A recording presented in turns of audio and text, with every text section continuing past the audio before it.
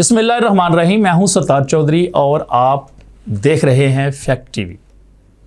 नाजरीन, आज अदलिया का गोरकन पार्ट 2 है। पार्ट 1 में हमने काजी फाइज ईसा के हदैबिया पेपर मिल के फैसले को डिस्कस किया था, जिसमें साबिक चीफ जस्टिस ने आइन और कानून की खिलाफ वर्जी करते हुए शरीफ खानदान को बहुत बड़ा रिलीफ फराहम किया था।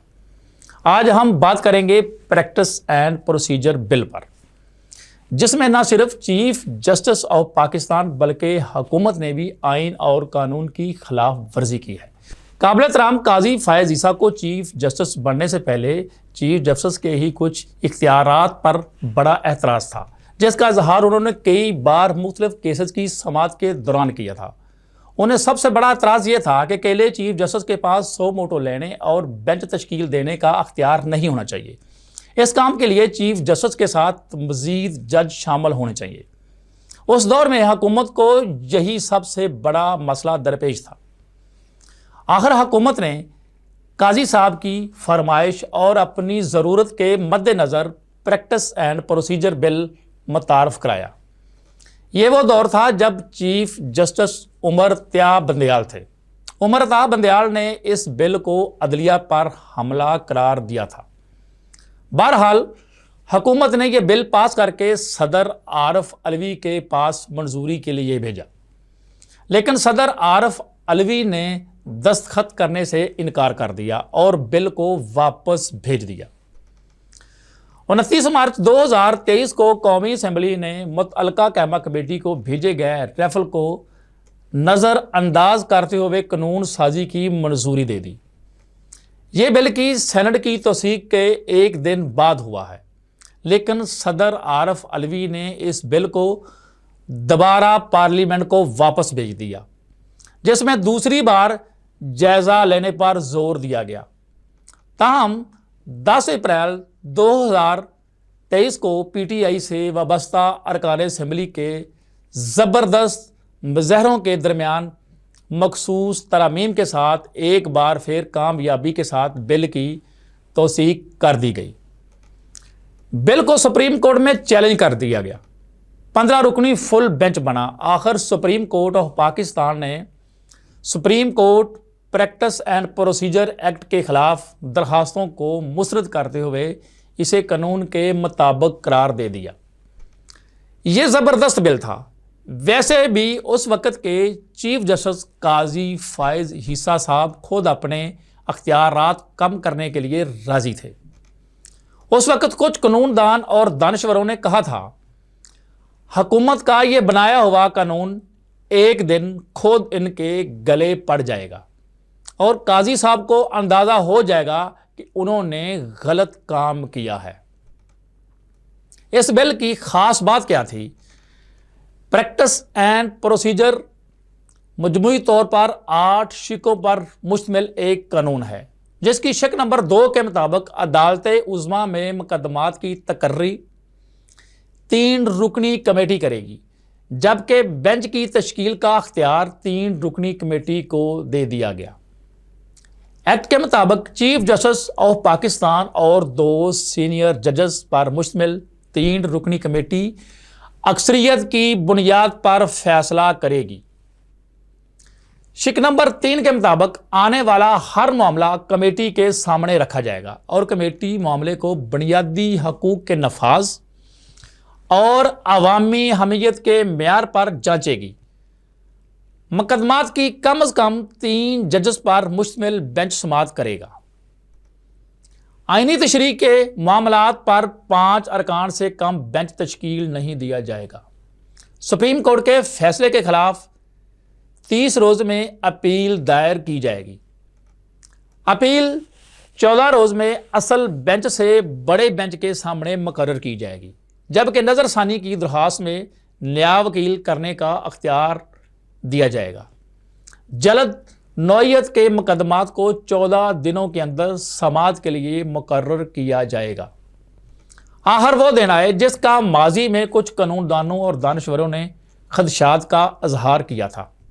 काजी फायज ईसा साहब मुबैना तौर पर हुकूमत को रिलीफ फराहम करने का फरीक बने हुए थे, लेकिन काजी साहब को बहुत बड़ी मुश्किलात पेश आ रही थी। एक तो काजी साहब सो मोटो लिख सकते थे और ना ही मर्जी का बेंच बना सकते थे और ना ही अपनी मर्जी के मुताबिक किसी भी दरख्वास्त को समाअत के लिए मुकर्रर कर सकते थे।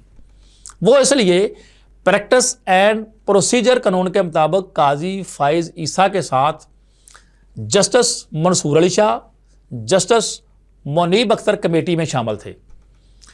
फैसला अक्सरियती बुनियाद पर होना था, लेकिन काजी साहब ये ना कर पाते। जस्टिस मंसूर अली शाह और जस्टिस मुनीब अख्तर रुकावट बन जाते, काजी साहब अकेले रह जाते। अब जाकर काजी फाइज और हुकूमत को एहसास हुआ कि उन्होंने ये बिल मंजूर करके गलती की थी। काजी फाइज का दौर ख़त्म होने में बहुत कम वक्त रह गया था। हुकूमत उनके जाते जाते बहुत सारे मर्जी के फैसले चाहती थी, लेकिन काजी साहब को प्रैक्टिस एंड प्रोसीजर कानून ने जकड़ रखा था। हुकूमत के सामने सबसे बड़ा मसला 26वीं आईनी तरमीम को मंजूर कराने का था। हुकूमत ने काजी साहब के सामने खड़ी रुकावट हटाने का फैसला किया। कौमी असम्बली का इजलास जारी था। इसी दौरान ही सदारती आर्डीनेंस जारी कर दिया गया और प्रैक्टिस एंड प्रोसीजर कानून को तब्दील कर दिया गया। नए तरमीमी एक्ट के मुताबिक चीफ जस्टिस को अख्तियार दे दिया गया कि वो कमेटी में किसी भी एक जज को मर्जी के मुताबिक शामिल कर सकते हैं। कुछ और भी तरमीम थी, लेकिन ये सबसे अहम थी। काजी फाइज ईसा ने अपने नए अख्तियारात का इस्तेमाल करते हुए कमेटी से जस्टिस मुनीब अख्तर को निकाल दिया और जस्टिस मुनीब की जगह जस्टिस अमीनुद्दीन को ले आए। जस्टिस अमीनुद्दीन के बारे मशहूर है कि वो काजी साहब और हुकूमती लाबी के आदमी हैं। कमेटी का इजलास बुलाया गया तो जस्टिस मंसूर अली शाह ने बैठने से इनकार कर दिया और एतराज़ उठाया कि सीनियर जज मुनीब अख्तर को कमेटी में शामिल किया जाए। काजी साहब को एक और मौका मिल गया। वो अपने अख्तियारात के मुताबिक किसी भी जज की अदम मौजूदगी में किसी भी जज को कमेटी में शामिल कर सकते हैं। काजी फाइज ने जस्टिस मंसूर अली शाह की जगह जस्टिस जमाल मंदोखेल को शामिल कर लिया। इससे पहले मैं आगे बढ़ूं और आपको बताऊं कैसे इस बेंच ने हुकूमत को रिलीफ फराहम किया, पहले प्रैक्टिस एंड प्रोसीजर बिल का बाब ख़त्म कर लूँ। नाजरीन, ये एक्ट में हुकूमत ने तरमीम गैर आइनी तरीके से की और आइन बनाने वाली पार्टी के सदर ममलकत आसिफ जरदारी ने गैर आइनी काम करते हुए इस आर्डीनेंस पर दस्तखत किए। इसके बाद आइन के मुहाफ़िज़ चीफ जस्टिस काजी फाइज ईसा साहब ने इस गैर आइनी एक्ट पर फौरी अमल दरामद किया। आप कह सकते हैं हुकूमत और चीफ जस्टिस ने मिलकर आइन को तोड़ा है। मैं आपको यहाँ एक वजाहत देता चलूँ। असेंबली अजलास के होते हुए सदारती आर्डीनेंस जारी नहीं किया जा सकता, ये गैर आइनी काम है। अब बात करते हैं इस गैर आइनी काम से हुकूमत ने क्या रिलीफ हासिल किया। प्रैक्टिस एंड प्रोसीजर तरमीमी एक्ट से मिलने वाले अख्तियारात का इस्तेमाल करते हुए चीफ जस्टिस काजी फाइज ने एक अरसे से पड़े 63A तशरीह नज़रसानी केस को समाअत के लिए मुकर्रर कर लिया और नए तरमीमी आर्डीनेंस के मुताबिक मर्जी का बेंच तश्कील दे दिया। इस बेंच में शामिल थे justice Aminuddin, justice Jamal Khan Mandokhel, justice Naeem Akhtar Afghan और जस्टिस मजहर आलम।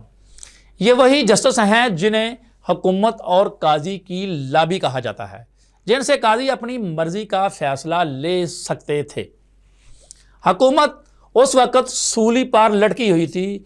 26वीं आइनी तरमीम ने उनकी नींदें हराम की हुई थी। हुकूमत के पास वोट पूरे नहीं थे। हुकूमत ने तरीके इंसाफ के चंद अफराद को खरीदा, चंद को डरा धमका और धमकियां देकर साथ मिलाया और कुछ अरकान के बच्चे अगवा करके उनका साथ हासिल किया। लेकिन मसला था 63A का।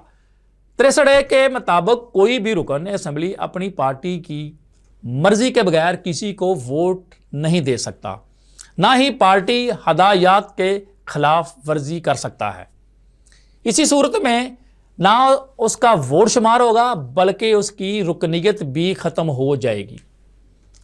ऐसा इससे पहले भी हो चुका है। जब रजीम चेंज हुई पंजाब में तरीके इंसाफ की हुकूमत ख़त्म करने के लिए तरीके एतमाद आई और पीटीआई के कुछ अरकान ने हमजा शहबाज को वोट दिए थे। ये केस सुप्रीम कोर्ट में गया और अदालत उज़्मा ने हुक्म दिया कि पार्टी हदायत के खिलाफ वोट देने वालों के वोटों का शुमार नहीं किया जाएगा और इन्हें नाअहल करार दिया जाए। इस तरह सुप्रीम कोर्ट के इस हुक्म पर हमजा शहबाज की हुकूमत ख़त्म होगी और चौधरी परवेज़ लाई वज़ीर आला बन गए। इसके बाद दीगर जमातों ने इस फैसले की नज़रसानी अपील दायर कर दी जो उस वक़्त से अब तक समाअत के लिए मुकर्रर नहीं हुई थी। हुकूमत पीटीआई के वोट हासिल करने के लिए 63A का खात्मा चाहती थी, वरना हुकूमत के पास आईनी तरमीम मंजूर कराने के लिए कोई रास्ता था ही नहीं। काजी साहब ने मर्जी का बेंच तश्कील दिया और हुकूमत की मंशा के मुताबिक फैसला दे दिया कि पार्टी तब्दील करने वालों का वोट तो शुमार होगा लेकिन वो नाअहल हो जाएंगे। यही बहुत बड़ा रिलीफ था जो काजी ने हुकूमत को दिया और उन्होंने आईनी तरमीम मंजूर करा ली।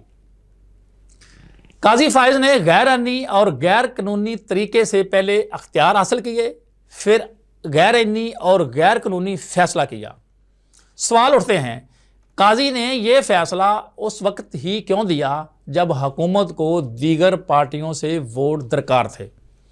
दूसरा, आप सोचें, एक रुकन पार्टी हदायत की खिलाफ वर्जी करता है, वो नाअहल तो हो जाएगा लेकिन उसका वोट शुमार होगा। सोचें, ये ऐसा ही है, कोई आदमी सामान चोरी करता है, उसको सज़ा ज़रूर मिलेगी लेकिन उसका चोरी का किया हुआ सामान जायज़ है। मैं आपको एक और बात याद करा दूं, मैंने काजी को इस आईनी तरमीम पास कराने का ज़िम्मेदार करार दिया है कि काजी ने हुकूमत को रिलीफ फराहम किया। इस बात का इकरार बिलावल भुट्टो जरदारी ने एक टीवी चैनल को इंटरव्यू देते हुए कहा कि अगर काजी फाइज ना होते तो हम आईनी तरमीम ना कर सकते। उन्होंने वाज़ेह अल्फाज में कहा कि इस आईनी तरमीम को मंजूर करने का सेहरा काजी फाइज ईसा के सर जाता है। बिलावल के इस बयान से तमाम चीज़ों का हल निकल आता है। आज के लिए इतना ही। कल इंशाल्लाह अदलिया का गोरकन पार्ट 3 लेकर हाजिर होंगे। इजाज़त दीजिए। अल्लाह हाफिज़।